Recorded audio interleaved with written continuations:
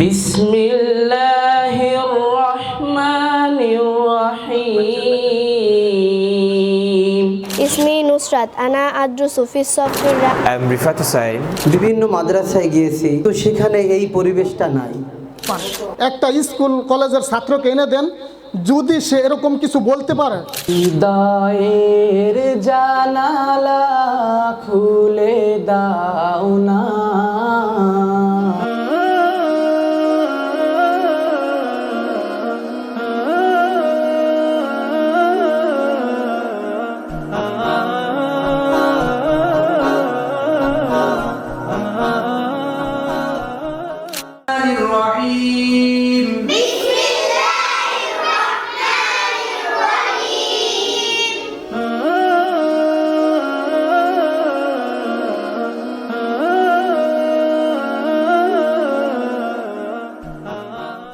বিসমিল্লাহির রহমানির রহিম।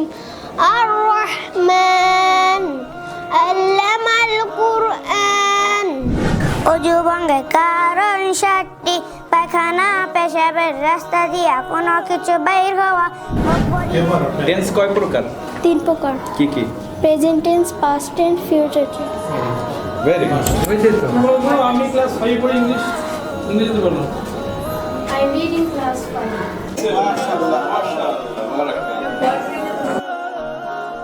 Alaikum. This is Fatima. I am from Dumni Nurpara. I read in class 4 in Dumni Nurpara Islamia Alim Madrasa. My father. Assalamu alaikum. Ismi Nusrat. Ana adrusu fi safir rabe fi Dumni Nurpara Islamia Alim Madrasa. Ismu Abi Nurul Islam. Rifat Hussain. I study in class 8 in Dumni Nurpara Islamia Alim Madrasa. ইসমি নূর রহমান, আদ্রুসু ফিস সফিত তামিন ফি দুমনি নূরপাড়া ইসলামিয়া আলিম মাদ্রাসা।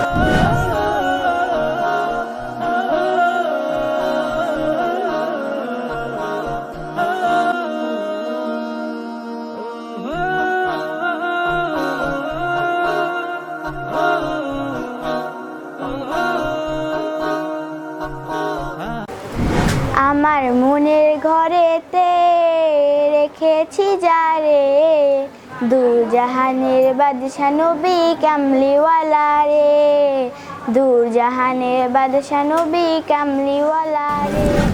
বাবা মানি হাজারে বিকেল আমার ছেলেবেলা, বাবা মানি রোজ সকালে পুতুল পুতুল খেলা।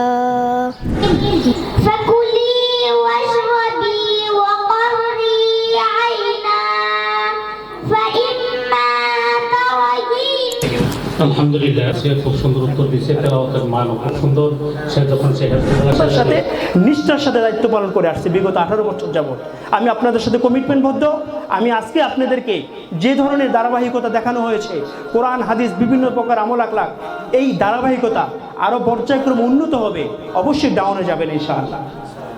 আমাদের প্রত্যেকটা ক্লাসরুমে সিসি ক্যামেরার আওতায় এবং প্রত্যেকটা মাঠ থেকে শুরু করে এমন কোনো জায়গা নেই যেখানে আমাদের সিসি ক্যামেরার বাহিরে।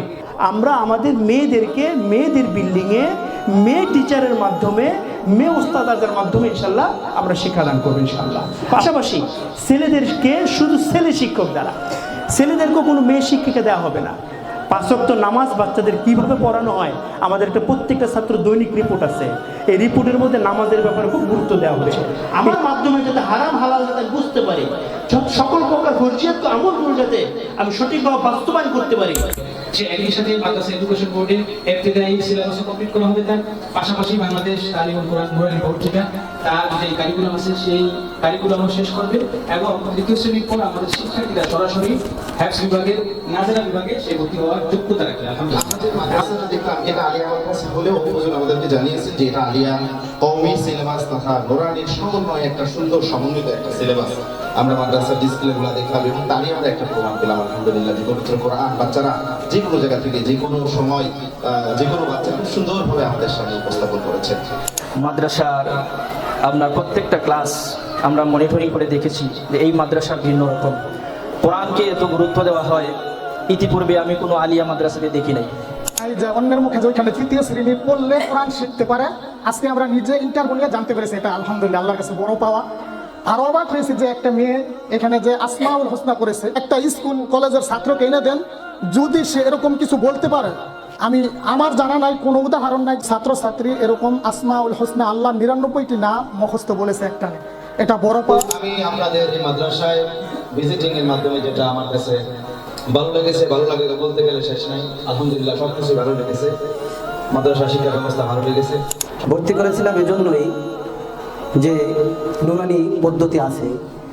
বিভিন্ন মাদ্রাসায় গিয়েছি, আমিও আলিয়া মাদ্রাসাও পড়েছি, কিন্তু সেখানে এই পরিবেশটা নাই যে তৃতীয় জামাত পর্যন্ত যখন নুরানি পড়বে সে কমপ্লিট মাসলা মাসাইল এবং কোরআন পড়ার যোগ্যতা তার মধ্যে এসে যায়।